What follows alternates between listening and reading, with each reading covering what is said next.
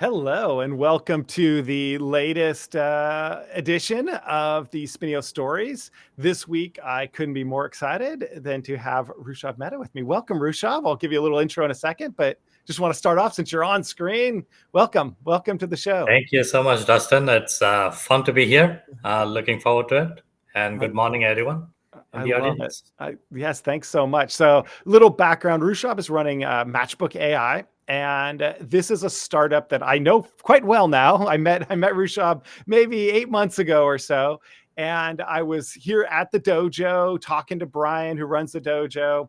I'm in the dojo studio now as we speak. I spent a decent amount of time here, and he talked about this startup that was like really in with business credit data and D&B data, I should say, and like he's like, you got to talk to these guys. So he hooked me up with Rushabh, and I've had way too many fascinating conversations. So I love that you guys what you've built and the client base you have and everything you're doing. So I'm just excited to kind of you more than almost any other startup around that I've seen have done a phenomenal job of getting into enterprise clients. Like you're a lot of, I can't tell you the number of startups I have that just like kind of would just salivate and dream. These guys stay up at night going, how the hell do I land one of the clients that you have? So major kudos to that. And I think we'll probably dive into that. But maybe just give us like a real short, just 30 seconds, a minute on just kind of how and why you started Matchbook AI. And I think that'll just give us a little background to get the conversation going. Yeah. So I consider myself an accidental entrepreneur. And the story behind it is I saw this challenge with enterprises or businesses that consume external data, third-party data. And as I looked at this challenge and I kind of looked at, how would people solve this challenge? And I decided, let me see if I can build this myself. And so built it as a garage project. And next thing you know, there was a significant amount of interest from a number of different types of customers for a platform like the one that I had built. And so that really started my entrepreneurship journey into Matchbook AI. Completely. And I think if there's one thing that's really interesting about your product is it's also quite hard sometimes to explain what it is, because we're talking data, and like if you're not in the world where you're buying hundreds of thousands, millions of dollars a year worth of data, it might seem like what kind of problem is he solving? How is matching really that bad? I mean, I deal with a lot of small business owners, and they get a URL and that's the company, right? And so Yeah. it's in their CRM, and it's like there's one entity, and maybe sometimes one of the companies I have deals with contracts by country, right? And so like it's like, well, how do I, that company has a France version and a German, and they need to distinguish in their database, but that's as complicated as it gets. What Yes. I know, I happen to know that you're solving, there's a lot of these bigger companies have just way more issues with just it's beyond company matching, but on many ways in my mind it kind of starts there, right? Like why is this such a big issue? The simplest reason for that is data quality, right? Nobody has really good data coming in. But also, very importantly, data is changing all the time, which means that it's very hard for companies to keep up with data quality on their own. And this makes that problem incrementally harder. And it's also the data on the other side and how you can connect to that data. So because of that, for example, if I'm looking for a company, I may have an old address of the company that is no longer relevant for the company. But when I brought in that data, that's the address that I got. But today, when I go to try and connect that company to some data outside, that address may not bring up anything for that company because it's a new address. Companies occasionally change names, right? They might adopt a DBA name, a trade style name, or they may get acquired, merged, and that creates a change as well. And so all of those kinds of changes happen, and as a result, matching gets incrementally harder. So that's one of the reasons we've been successful, because we've learned how to take that bad data and that quality, and still be able to effectively match it to commercial data sources. I, I love it. And I know that's where it starts. There's so we could go really deep into the product. I think I'm going to save that one for a different podcast because What different one, right? on the I know it's somewhat public. Like some of the companies you're working with, I can say somewhat public because they're on the website and things, right? Like you have the Googles and some of these big companies like that as clients. Why would a Fortune 500 company come to a startup and say, okay, you know what? You guys are doing this in a way that we can't, or we don't want to put the resources to do it, right? What are you doing that is so hard for these Fortune 500 companies to replicate? Especially with enterprise companies, you have two problems. So one is they need the high quality of data, and then manual labor can only get you so far. So there's also a challenge with scale, right? They cannot scale their teams infinitely to solve this problem manually.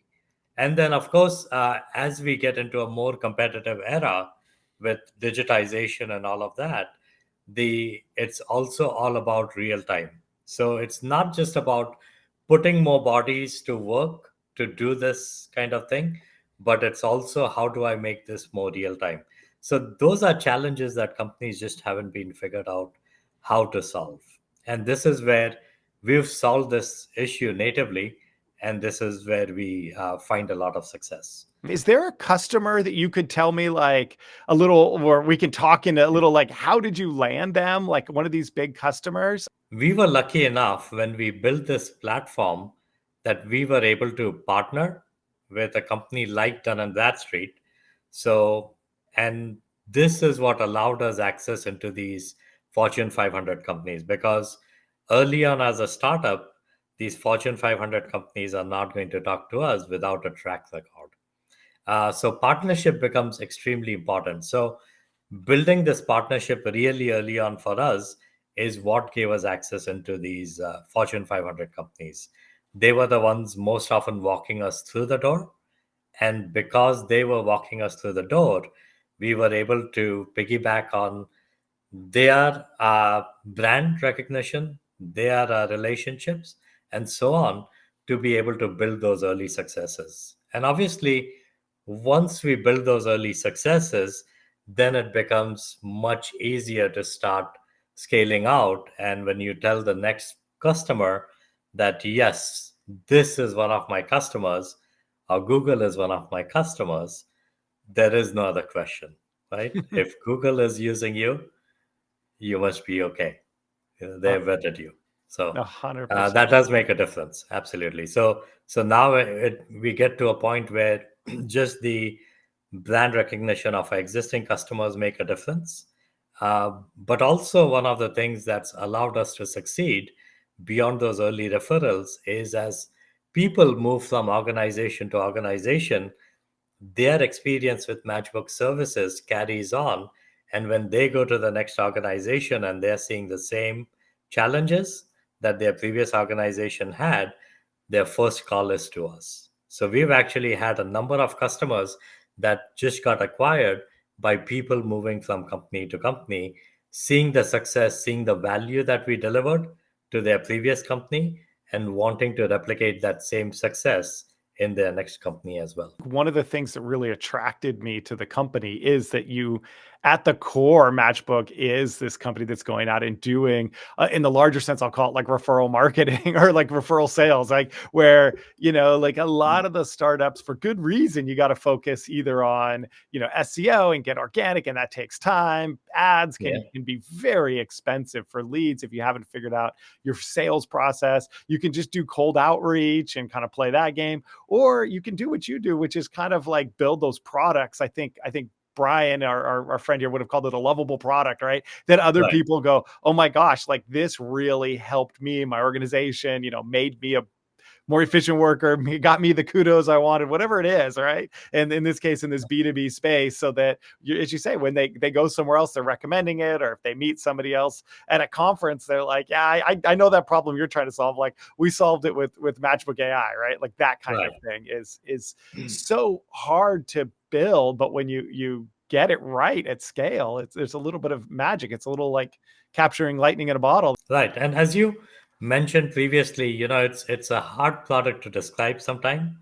And unless you find the exact right people in the organization that are struggling to solve that exact problem, it becomes a very hard sale sometimes. And that's where this kind of marketing helps over just that outbound marketing, because there you're just making a lot of phone calls trying to identify that right person. And sometimes with a large organization like the ones we go after, it's like finding a needle in a haystack. How have you evolved the business, and then kind of with an eye towards where do you see it going in terms of your, your marketing and your sales approach? We've gone from just relying on partner channels or a single partner channel to building out more partner channels for referrals to the right customers and to the right profiles. But we've also started working with a number of different types of outbound marketing or outbound sales, I would say, and lead gen, and starting to find more success in how we get to the right profiles, the right personas faster and easier, Mhm. and how we qualify these leads to build our sales funnel. And then on the marketing side, we are starting to build out some really innovative marketing, right? And the first thing always starts with having the right message. And that's always the toughest thing. It's me being a tech entrepreneur. I can talk about features, functionality all day long, but that's not what you want to put in marketing. You really want to focus on the business value that you're providing the organization and the ROI that really resonates with the organization, and hopefully the challenges that hit a nerve right as they see it as Like, well. And so part of that is, not just having better websites, starting to do more case studies, because case studies at the end of the day speak volumes for us, right? Because when someone sees what another customer is doing to solve that same problem, how they're leveraging us, and how they're doing this better than the next person, that's what resonates as well. But I think you and I have worked together now for the last few months, and there's some really innovative marketing that we're looking to start acting on pretty soon. And some we've started already.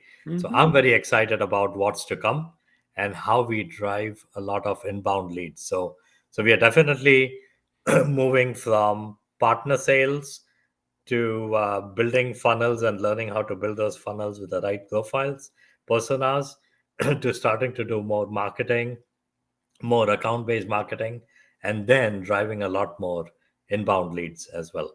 So, I love it. You talked about kind of the next steps. And of course, in my mind, one of the questions I even had kind of queued up to ask you about was investment, right? And right. you have, as a technical founder, which is, I think, what most of these startups I talk to are, right? Like, it's like naturally you found some solution. I think, I even have an engineering background in my mind. I always think like you're finding that weakness, that like thing that just has to be fixed, right? Like I see a Right. lot of startups that Exactly. go, this is just broken. Like some of this is inefficient. Like I need like something, there's a better way to do this. And so Mhm. that makes sense. But like you're not necessarily trained, in how to talk to investors. What have you kind of learned about how to engage with investors along the way? Currently, we are raising a Series A round. So we are Hmm. raising about between a 10 to $12 million Series A. We already have about 6 to 7 million of that committed in the round, and we are looking to fill the gap on that. So this Series A is going to really allow us to scale our sales marketing efforts and really allow us to scale as a business. In terms of talking to investors, I've been through, I would say easily, oh, maybe 500 no's, hundreds of investor meetings over the last few years. And I remember very early on in my investor journey, it was all about the features of my platform. And being a technical founder, that's the only thing I knew what to talk about. And as I would do that, the problem was, unless I was talking to a highly technical investor, they really didn't get it. They didn't get the value. They didn't get how that was solving for the business. They didn't get how it would scale in the future and how we would be able to scale as a business.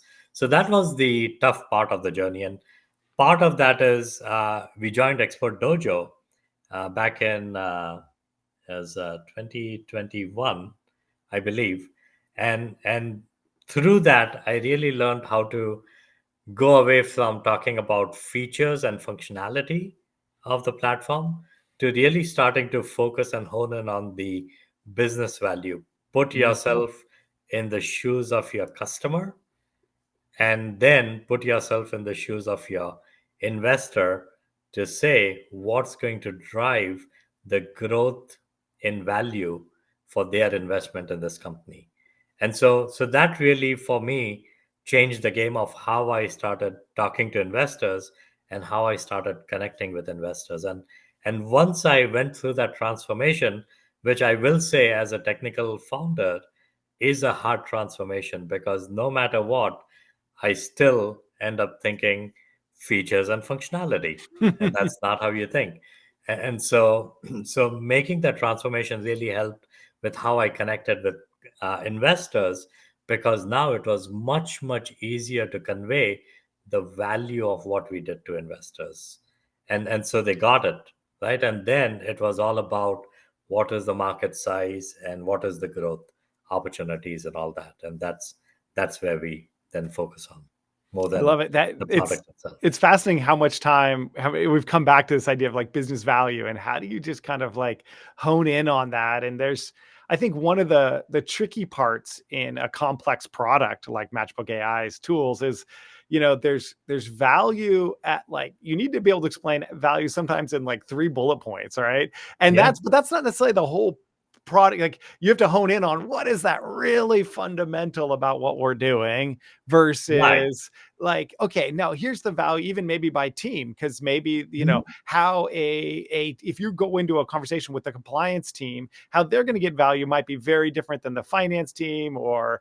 the supply chain team or Yeah, whatever team you're talking to. They likely won't, like, if you use the same sub bullet points, we'll call them, right? Like, this is how they're like, that's not what I do. Like, you're not even speaking to me, right? So it's a right. challenge. Like, it is not easy to kind of always be coming back to that value.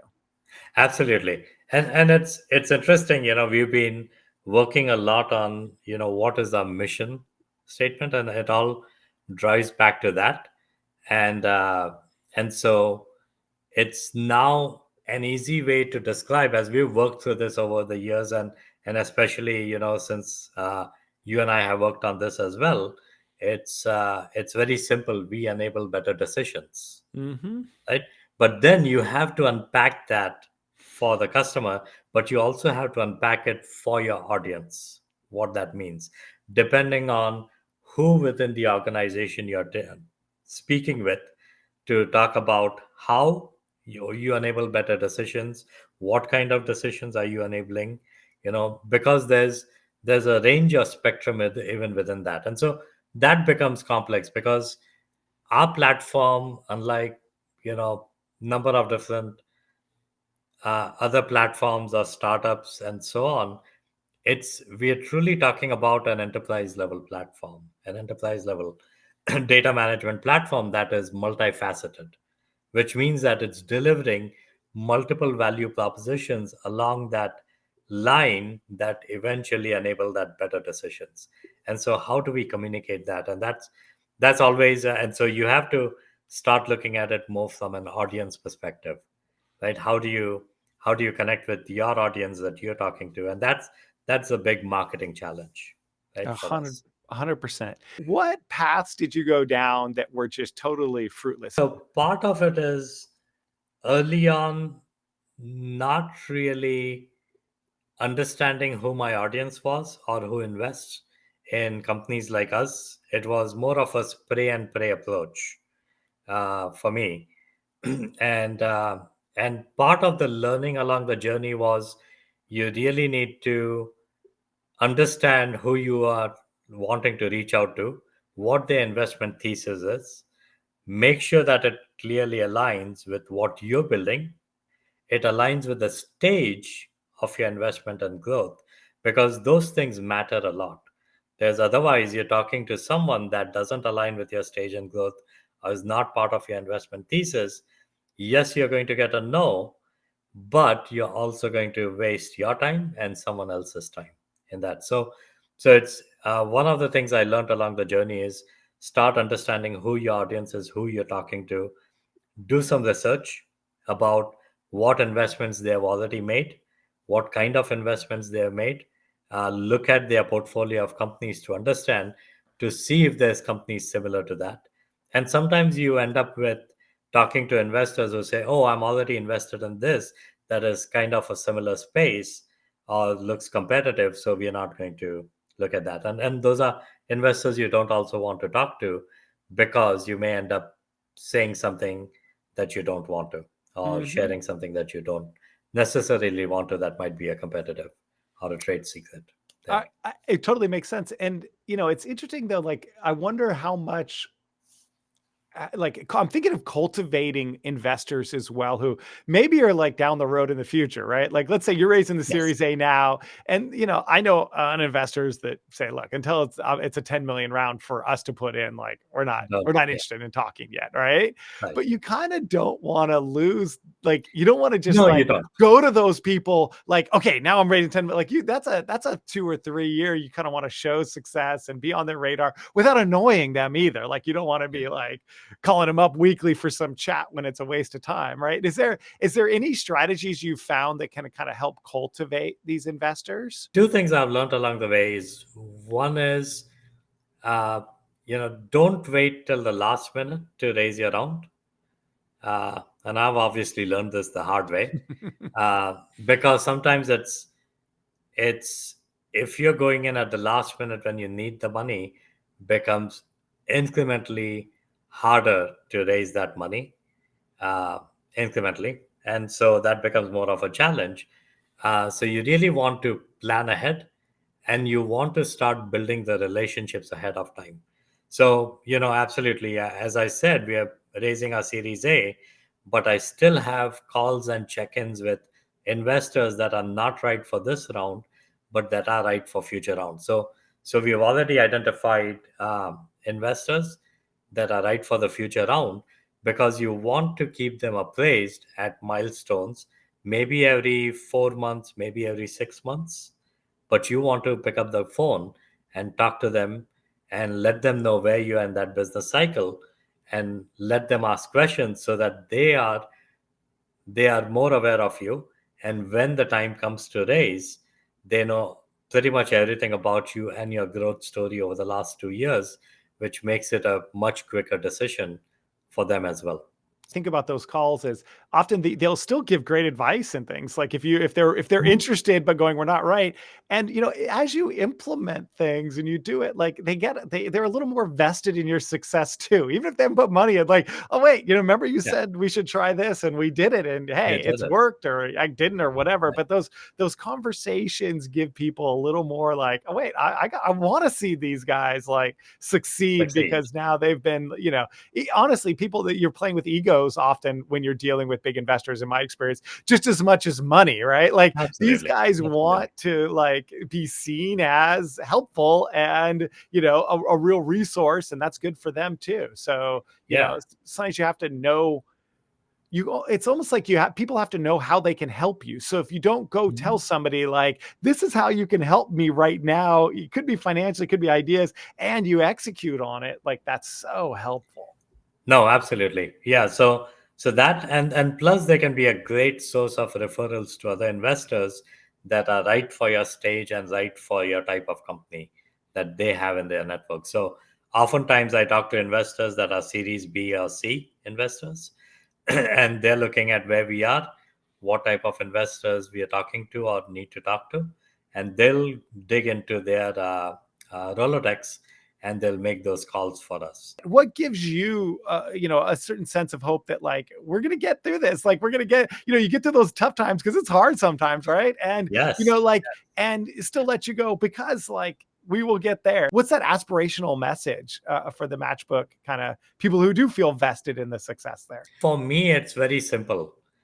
looking at the value we drive our existing customers is enough for me to know that we're going to succeed, because every one of our customers, from the Fortune 10 to the Fortune 100 to the Fortune 500 companies and below the Fortune 1000 to 1000, uh, they all get great value from our platform.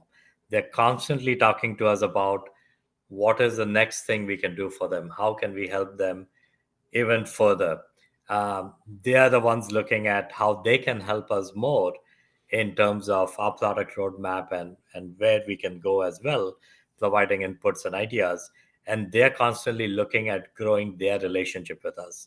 And just having that kind of customer base that sees the value, you see how you're driving real value after the pain and the challenges they have had in driving that value within their organization for years before they brought us in, is reason enough for me to know that we are going to succeed and grow big, right? And part of that part of that feedback loop with the customers also allows us to look at how can we drive greater value, not just to our existing customers, but into the ecosystem. And we are seeing the fruits of that with the type of new customers we are bringing in, the size of new customers we are bringing in, and how we are solving really large needs within these enterprises as well, and how we are becoming critical systems within these customers of ours as well. So I feel like that's that's,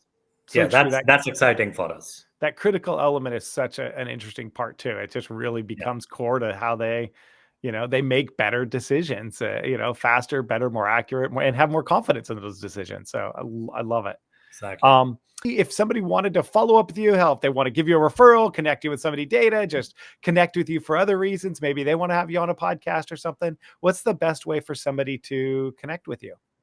Yeah, I would say definitely connect with me over LinkedIn, on my LinkedIn profile, which should be in the chat, I believe, here Yep. Yep. of this, and then just message me through that. I think that's the easiest way to reach me. I do check that very regularly. Thank you so much, Rushabh. I obviously always enjoy our conversations. We can talk for hours, I know, but I love the little Absolutely. synthesis we've done here. I think it's is just helpful, and I love that we have something here that we can kind of share with others, and get them also excited about this Matchbook AI journey as we continue to grow. So thank you so Yeah. much for joining me today. Thank you for having me today, Dustin.